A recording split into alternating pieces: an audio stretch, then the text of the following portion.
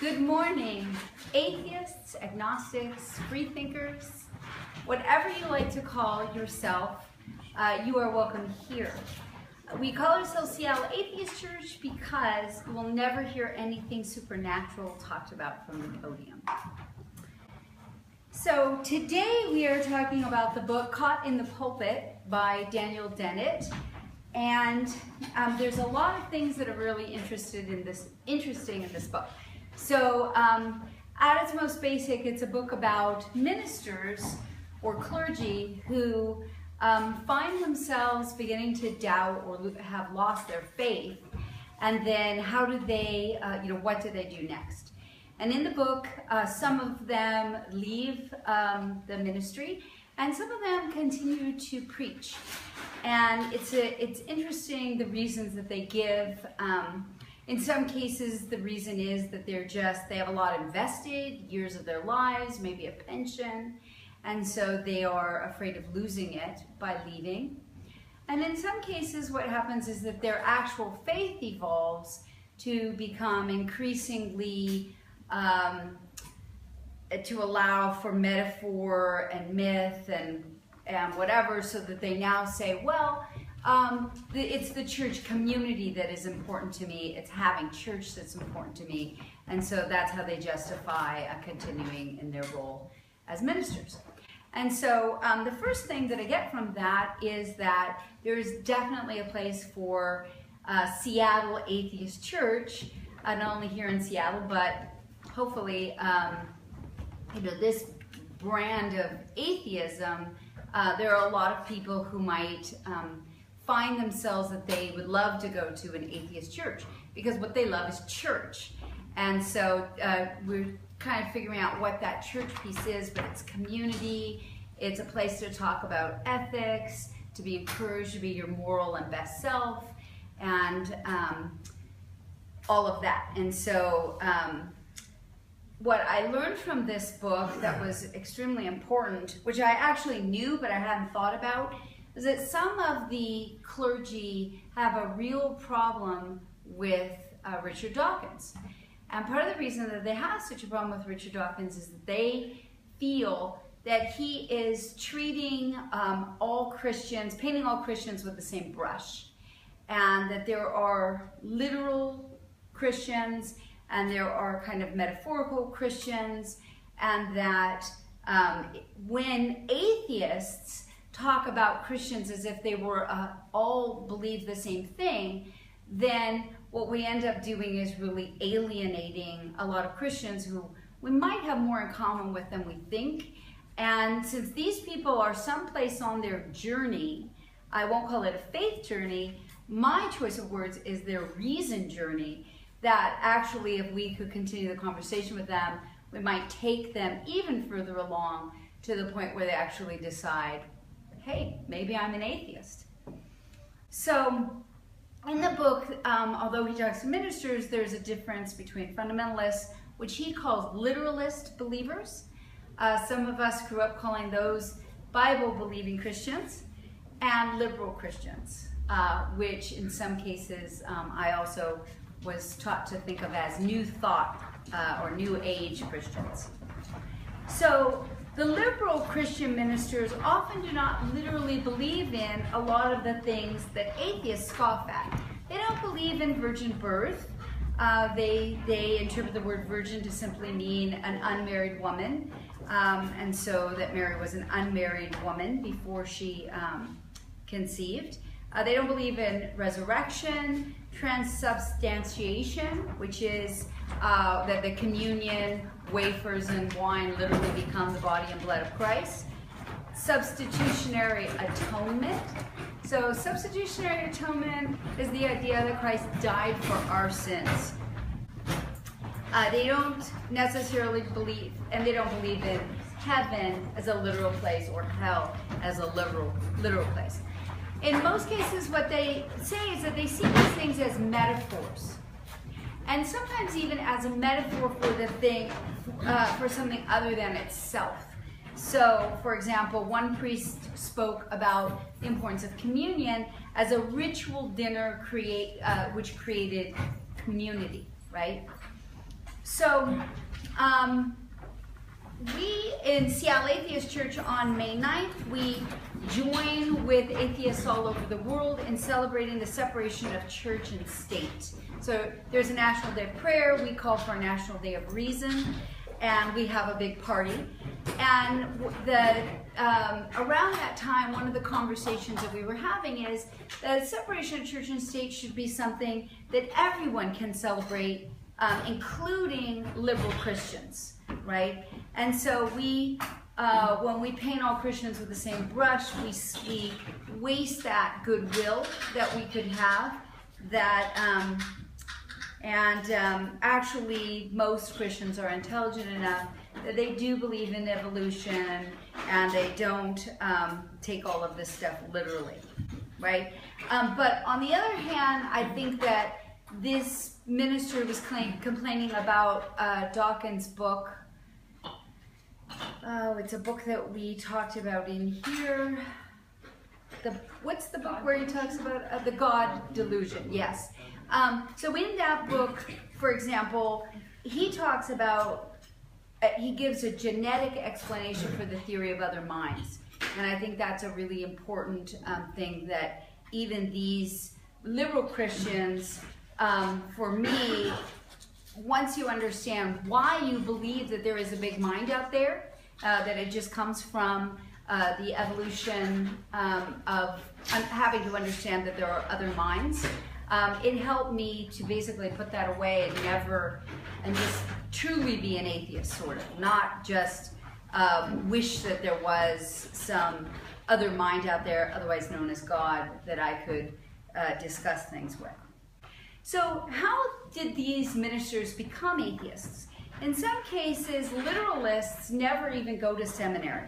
They accept Jesus, they believe themselves to be sanctified, and so now they can be a disciple, they can go out and start preaching. And when they find that things just don't make sense to them anymore, often they realize that they're an atheist. And for that reason, some of us feel like the liberal Christian is almost more dangerous, because a liberal Christian who believes in myth and metaphor, as they begin to lose their faith, they just simply start interpreting things in a more and more liberal way. And so the question of sort of how do these preachers become Christian in the first place, some of them are raised in their faith, and the literalists, literalists are the fundamentalists like Pentecostals, Seventh-day Adventists, Church of Nazarene, all of that.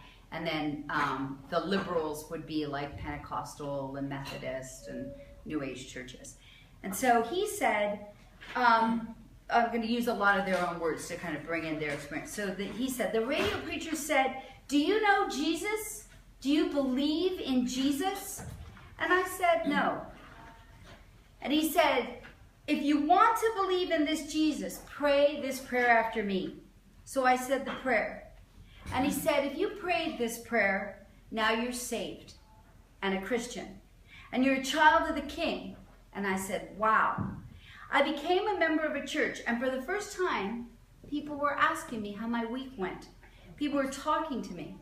I had the semblance of a family.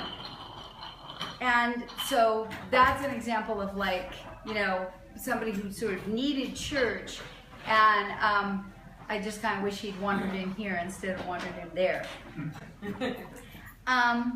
And so from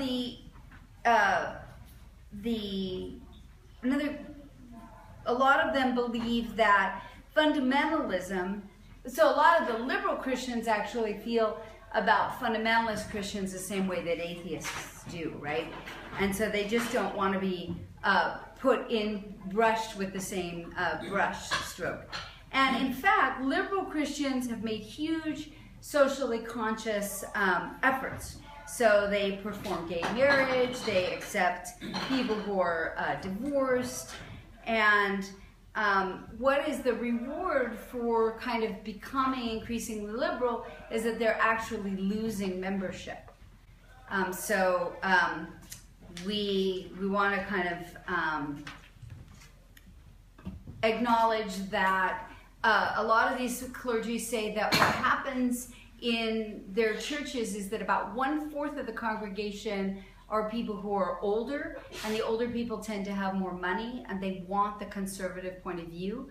So they're continuing to preach that conservative point of view at the pulpit, and sometimes offering seminars on the side where they try out slightly more metaphorical approaches with people. And so they, in the seminary, what happens in seminary, for a lot of the students, they learn in seminary these historical perspectives or nuanced perspectives on the Bible. And even if they start to have questions, what they feel a pressure to basically to say, my faith is strong enough for me to continue the ministry, right? But sometimes what they do is they actually, depending on the seminary, if the seminary is fairly liberal, they might start learning about Jesus as a historical person, and they're reading more liberal Christian authors like Marcus Borg and Dominic Crowson and Bishop John Spong. And so Spong's name came up a lot. I read the Borg books at some point. This one I think is Meeting Jesus for the first time. And now there's the Reza Aslan, A Historical Perspective on Jesus. And so we talked about as a church, somebody floated the idea that maybe we should read the Bible at some point, like there might be a special interest group that wants to read the Bible. And I think that sort of identifying the contradictions in the Bible is kind of low-hanging fruit. But the question of what do these more liberal Christians have to say might be interesting. And so so now the young seminarian graduates and he gets ready to go forth and have a church. And what kinds of things prepare them for having a church? And so one of the things that they're taught is that when you are in the pulpit, when you are at the pulpit, preaching is about ethos and pathos. It's not about logos. And so, and that no truth claims are being made from the pulpit. But if you announce no truth claim is being made from this pulpit, then it would sort of break the spell of the kind of pathos argument. So then I played with that we might, because we're going to have a banner made at some point. And so one of the things I thought about was we are attempting to make truth claims in the Seattle Atheist Church. While we simultaneously don't necessarily have an official position, we are in fact trying to make truth claims. And so here's a quote from one. Well, we long ago gave up on the idea that any of this is literally true. What's the big deal? Why not simply appreciate the aesthetics and meaning and purpose it gives to people? And kind of the big deal, I think most people would say, is because we care about truth. And then what's interesting is that the Clergy Project, which is separate from this research that this book is based on, the Clergy Project, they actually even have clergy who are writing atheist music and writing atheist sermons and stuff. And in some cases, the atheist music, they say they're not publishing it because they're afraid that somebody will recognize their voice, but that this is being saved so that at some point it can be released. And I would say instead of taking this resonance from this religious tradition, that what we're engaged in here is trying to find things which don't cause us cognitive dissonance. So, for example, the song by John Lennon, Imagine, and any other songs that we can think of that we can bring in as kind of atheist music. So one of the ministers said, when we enter a church, we enter a mythological world. I think everybody does. The people in my church are very intelligent. They believe in evolution. They understand that what happens to us as we engage in prayer and worship and mythological imagination is fundamental to what it means to be human. And it speaks deeply to our soul and carries us into becoming better human beings. Then they ask, what am I supposed to do with the Nicene Creed? And I say, sing it, consider it a poem, consider it an object of literature. So that's problematic in a lot of ways. The first of which is that we don't believe in the soul as a separate thing, which although, methinks he doth protest too much, because I think that most people really do at times feel like their soul is a separate thing. And it gets back to this other mind's feeling that if the mind is out there, then we can imagine our soul also, at some point being out there separate from our body. And so, but if we start talking about a soul as a metaphorical thing, then this is a piece that we as atheists need to grapple with, the idea of mythology, of story, of art, of intuition, imagination, and how do we use that appropriately, but in a way that doesn't delude ourselves into backsliding into something that we essentially believe is not true. And so I think that the way that we deal with that is that we do need to come with art and music and whatever of our own. And but for us, the pulpit is not a place of pathos and mythology. It is a place where we expect somebody to be trying to figure out what is literally true. And I took heart from the advice of a guy who teaches in a seminary. I took it to heart for myself as a minister, because he basically says half the time when we push people out the seminary door, they have just a kernel of truth, and it will take them their whole lifetime to develop the truth and to become better preachers as they think more about things. He says the depth of knowledge is simply the capacity to have control over the amount of data and find the simplest route to expressing it. When people are undereducated and manipulating concepts that they don't fully understand, they have views that they don't grasp themselves at deeper levels. And I'd like to tell you that I have fully worked out everything for myself, but I haven't. And so we are, this entire enterprise of Atheist Church is like that seminarian who is going forth into the world with a kernel of truth that they are still evolving and developing into something that they can actually use to transform people's lives. And so, what about the congregation? So I spoke earlier about the fact that there's about 1/4 of the congregations are elderly people who may really believe what's being preached. I felt like this book was incredibly patronizing towards elderly people. I have friends in my life who are they called centenarians? Centenarians. And the gal that I know who is in her hundreds is a very sharp cookie, and you could sit down and have a conversation with her about anything. The idea that like they're elderly people, so we have to protect them and we don't want to shock them. You might actually be really surprised what if you start having conversations about heaven and hell and all of that with the elderly people in your congregations, what they would tell you. And so anyway, preachers say that often when they do the workshops, they get people coming up to them and saying, I don't believe that literally either. And that the real question is what we don't know, because people don't survey what percentage of people in the congregations would actually be very open to at least the myth and metaphor approach to looking at their Christianity. And it does seem to be that that's the way those churches are moving. And so just lots of quotes about what people say about the resurrection and about the Eucharist and whatever, and how they have begun to interpret this in metaphorical ways. And so, overall, a minister says, more and more I think Christianity has to do with living a good life. I think that the lessons of Jesus are profound and apply to life without needing any sense of the other. Okay, and then I know there are people in here who would question whether or not, even if that is necessarily so, right?